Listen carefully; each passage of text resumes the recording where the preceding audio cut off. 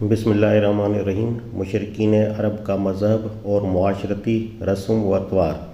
मुशरिकीन अरब का मुआशरा एक नज़र में उसी तारीक दौर में ज़मीन का एक गोशा ऐसा था जहाँ तारीकी का तसर्रुफ़ और भी ज़्यादा बढ़ा हुआ था। जो ममालिक उस ज़माने के मयार तमद्दुन के लिहाज से मुतमद्दन थे, उनके दरमियान अरब का मुल्क सबसे अलग थलग बना हुआ था। उसके इर्द गिर्द ईरान, रूम और मिस्र के मुल्कों में उलूम व फ़नून, तहज़ीब व शाइस्तगी की कुछ रोशनी पाई जाती थी, मगर रेत के बड़े बड़े समंदरों ने अरब को उनसे जुदा कर रखा था। अरब सौदागर ऊँटों पर महीनों की राह तय करके इन मुल्कों में तजारत के लिए जाते थे और सिर्फ़ अमवाल का तबादला करके वापस आ जाते थे। इल्म व तहज़ीब की कोई रोशनी उनके साथ न आती थी। उनके मुल्क में न कोई मदरसा था, न कुतुब खाना था, न लोगों में तालीम का चर्चा था, न इल्म व फ़नून से कोई दिलचस्पी थी। तमाम मुल्क में गिनती के चंद आदमी थे जिन्हें कुछ लिखना पढ़ना आता था, मगर वो भी इतना नहीं कि उस ज़माने के इल्म व फ़नून से आशना होते। उनके पास एक आला दर्जे की बाकायदा ज़बान ज़रूर थी, जिसमें बुलंद ख़यालात को अदा करने की गैर मामूली सलाहियत थी। उनमें बेहतरीन अदबी मज़ाक भी मौजूद था, मगर उनके लिटरेचर के जो कुछ वाक़यात हम तक पहुँचे हैं, उनको देखने से मालूम होता है कि उनकी मालूमात किस कदर महदूद थीं।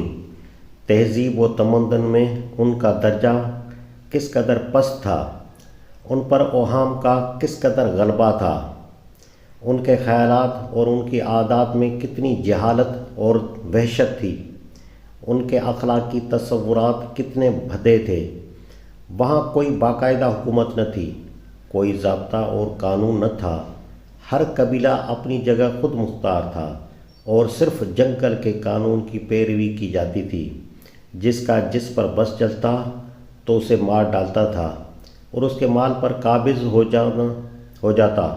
ये बात एक अरब बदवी के फ़हम से बालातर थी कि जो शख्स उसके कबीले का नहीं है, उसे आखिर वो क्यों न मार डाले और उसके माल पर क्यों न काबिज़ हो जाए।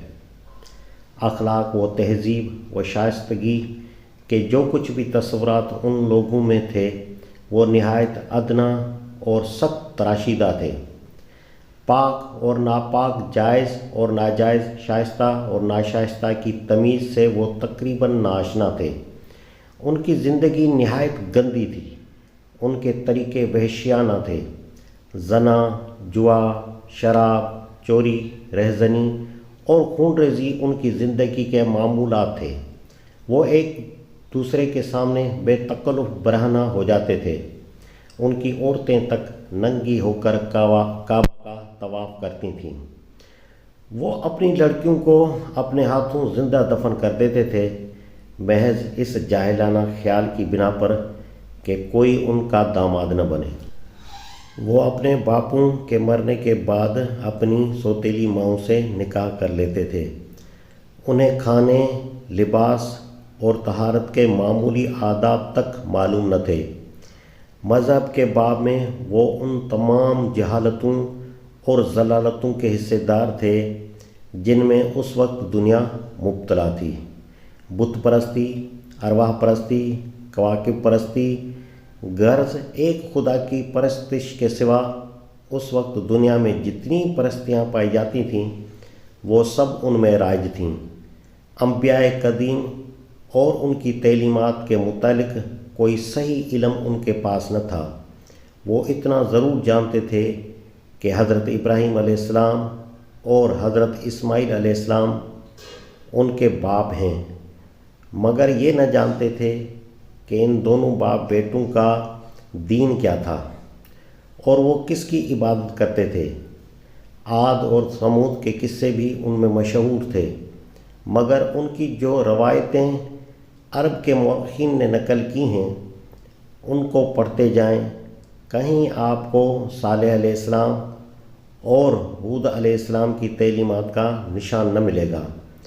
ان کو یہودیوں اور عیسائیوں کے واسطے سے انبیاء بنی اسرائیل کی کہانیاں بھی پہنچی تھیں، مگر وہ جیسی کچھ تھیں ان کا اندازہ کرنے کے لیے صرف ایک نظر ان اسرائیلی روایت پر ڈال لینا کافی ہے جو مفسرین اسلام نے نقل کی ہیں۔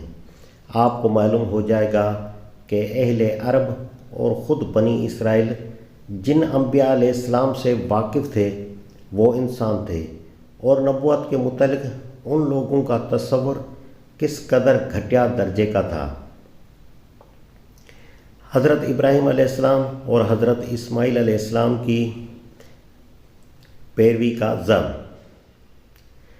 زمانہ جاہلیت کے عرب اپنے آپ کو حضرت ابراہیم علیہ السلام اور اسماعیل علیہ السلام کا پیرو کہتے اور سمجھتے تھے، اور اسی بنا پر ان کا خیال یہ تھا کہ جس مذہب کا وہ اتباع کر رہے ہیں وہ خدا کا پسندیدہ مذہب ہی ہے۔ لیکن جو دین ان لوگوں نے حضرت ابراہیم علیہ السلام اور اسماعیل علیہ السلام سے سیکھا تھا، اس کے اندر بعد کی صدیوں میں مذہبی پیشوا، قبائل کے سردار، خاندانوں کے بڑے بوڑھے اور مختلف لوگ طرح طرح کے عقائد اور اعمال اور رسوم کا اضافہ کرتے چلے گئے، جنہیں آنے والی نسلوں نے اصل مذہب کا جز سمجھا اور عقیدت مندی کے ساتھ ان کی پیروی کی۔